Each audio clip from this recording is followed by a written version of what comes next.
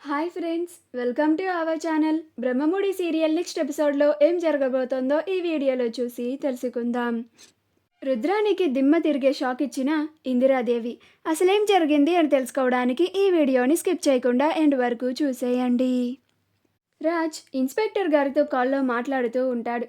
అలా రాజ్ ఆ నందగోపాల్ చేసిన ఫ్రాడ్ వల్ల బ్యాంక్ ఆఫీసర్స్ మా కంపెనీకి వచ్చి 100 కోట్లు కట్టమని నన్ను ప్రెజర్ చేస్తున్నారు. నాకు ఇంకా ఒక వారం రోజులు మాత్రమే టైం ఉంది అని అంటాడు.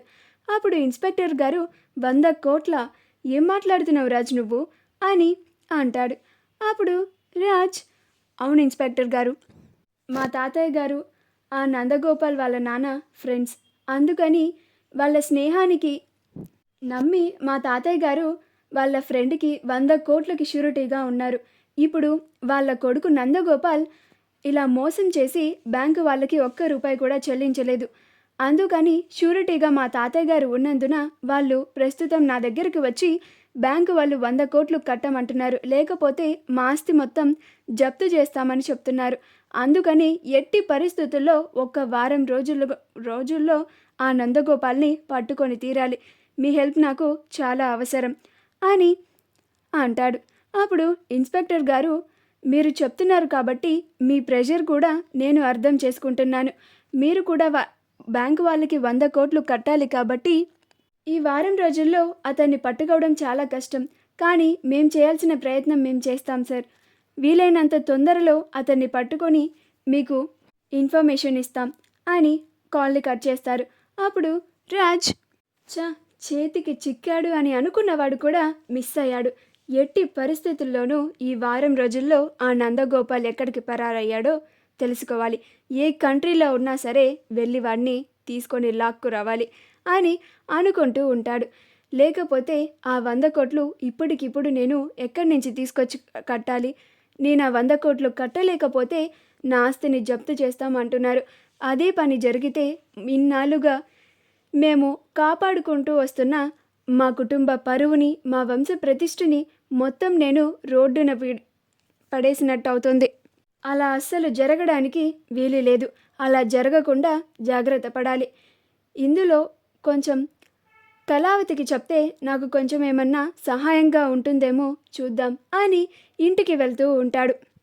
రాజు ఇంటికి వెళ్ళగానే కావ్యతో మాట్లాడడానికి చాలా ప్రయత్నిస్తూ ఉంటాడు. కానీ కావ్య మాత్రం తన పనుల్లో చాలా బిజీగా ఉంటుంది. అప్పుడు రాజ్ ఇప్పుడు మాట్లాడడం కుదరదు కదా, తర్వాత మాట్లాడదాంలే అని అనుకుంటూ ఉంటాడు. ఈలోగా వాళ్ళ ఇంటికి ఒక ఆవిడ తన కొడుకుని తీసుకొని వస్తుంది. అలా ఇంట్లోకి రాగానే అమ్మ సీతారామయ్య గారు లేరా అని అంటారు. అప్పుడు కావ్య మా తాతయ్య గారికి ఒంట్లో బాగోవడం లేదండి, హాస్పిటల్లో ఉన్నారు, చెప్పండి మీకేం కావాలి అని కావ్య అడుగుతుంది. అప్పుడు ఆవిడ ఇన్నాళ్ళుగా నా బిడ్డ చదువుకి ఆ పెద్ద ఆయనే మాకు ఎంతో సహాయం చేశారు. ఇప్పుడు నా కొడుకు చదువుకి కొంచెం డబ్బు అవసరపడిందమ్మా అని అంటుంది. ఈలోగా అక్కడికి ఇందిరాదేవి అలా కుటుంబ సభ్యులంతా వస్తారు.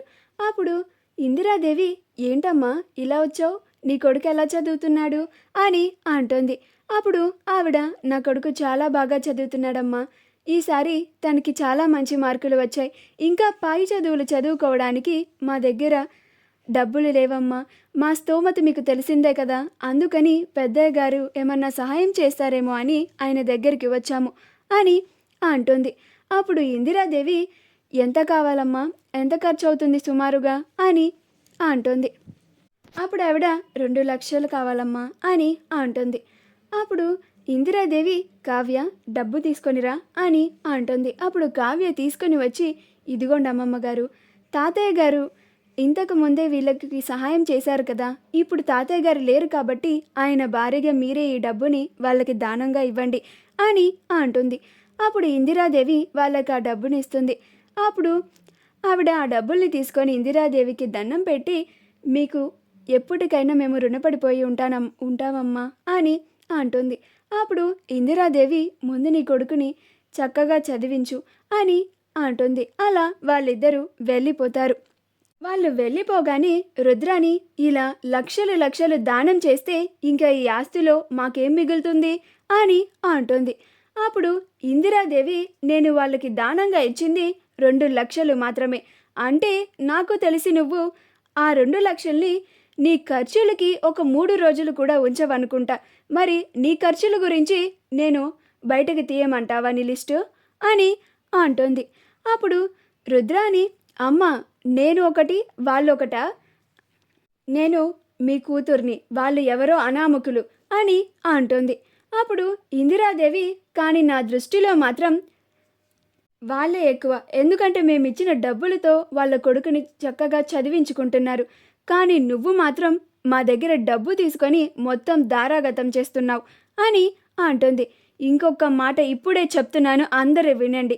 నా భర్త ఎవరికైనా దానంగా ఇవ్వడానికి ఈ ఆస్తి మొత్తాన్ని ఇవ్వాలి అని నిర్ణయించుకున్నా సరే దానికి ఇంట్లో వాళ్ళందరూ సమర్థించాల్సిందే, ఆ మాటకి కట్టుబడి ఉండాల్సిందే. నా భర్త ఏ నిర్ణయం తీసుకున్నా దానికి అందరూ కట్టుబడి ఉండాల్సిందే. ఏ ఒక్కరికి నోరెత్తి ప్రశ్నించే అధికారం లేదు, హక్కు కూడా లేదు. అంతా నా భర్త మాటే ఉండాలి. ఏదైనా ఆయన నిర్ణయం మీదే ఆధారపడి ఉంటుంది. ఆయన భార్యగా నేను కూడా ఆయన మాటకి కట్టుబడి ఉంటాను. ఆయన కుటుంబ సభ్యులుగా మీరు కూడా అదే పని చేయాలి. కాదు కూడదు అని నోరు వెత్తితే మాత్రం ఈ ఇంట్లో నుంచి గెంటి పడేస్తాను అని అంటుంది. ఇంకా తర్వాత ఎవరి గదుల్లోకి వాళ్ళు వెళ్ళిపోతారు.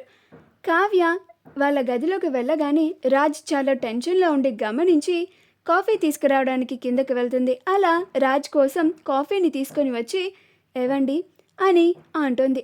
అప్పుడు రాజ్ నన్ను ఇప్పుడు కదిలించకు కళావతి, నేను అసలే చాలా టెన్షన్లో ఉన్నాను అని అంటాడు. అప్పుడు కావ్య ఈ కాఫీ తాగండి, ఎన్ని టెన్షన్స్ ఉన్నా పటాపంచలైపోతాయి అని అంటుంది. అప్పుడు రాజ్ ఇప్పుడు నువ్వు తీసుకొచ్చిన కాఫీ తాగపోతే నువ్వు కూడా ఏమైనా నాకు ఫైన్ వేస్తావా? ఎంత కావాలో చెప్పు, ఎన్ని లక్షలో చెప్పు, నీ మొహాన పడేస్తాను, కట్టి పడేస్తాను అని అంటాడు. అప్పుడు కావ్య ఆశ్చర్యంగా ఏంటండి ఏం మాట్లాడుతున్నారు మీరు అసలు? కాఫీ తాగకపోతే నేను అసలు ఫైన్ అనే మాట ఎత్తానా మీ దగ్గర? ఎందుకు అలాగా ఫైన్ కట్టేస్తాను, లక్షలు పారేస్తాను అంటున్నారు అని అసలు ఏమైందండి అని అంటుంది. అప్పుడు రాజ్ ఆ కళావతి నేను ఏదో ఆలోచిస్తూ అలా అనేశాను అని అంటాడు. అప్పుడు కావ్య అది నాకు అర్థమవుతుందండి, మీకు ఏ సమస్య వచ్చింది నాతో చెప్పుకోవచ్చు కదా, ఏ భార్యగా నాతో చెప్పుకునే అధికారం హక్కు మీకు లేవా అని అంటుంది. అప్పుడు రాజ్ నేను ఇంటి దగ్గరికి వచ్చిన దగ్గర నుంచి ఈ విషయం నీతో చెప్దామనే ప్రయత్నిస్తున్నాను అని అంటాడు. మా వీడియో కనుక మీకు నచ్చినట్లయితే లైక్ చేయండి, షేర్ చేయండి, మా ఛానల్ని సబ్స్క్రైబ్ చేసుకోండి, పక్కనే ఉన్న బెల్ ఐకాన్ని క్లిక్ చేయడం మాత్రం మర్చిపోకండి.